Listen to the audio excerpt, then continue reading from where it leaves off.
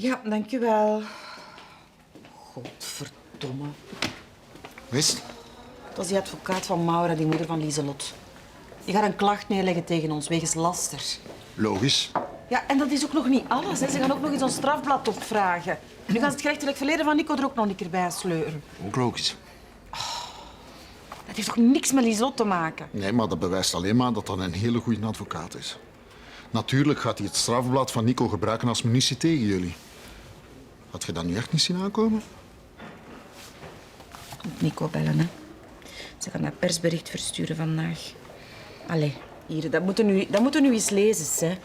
Door alle commotie en media-aandacht is het onmogelijk voor mijn cliënten om een normaal leven te leiden. Daarom zal ze na de begrafenis van haar ex-man tijdelijk bij de familie op Corsica intrekken, hè, zodat een dochtertje Lieselot daar in alle rust de dood van haar vader kan verwerken. Echt waar.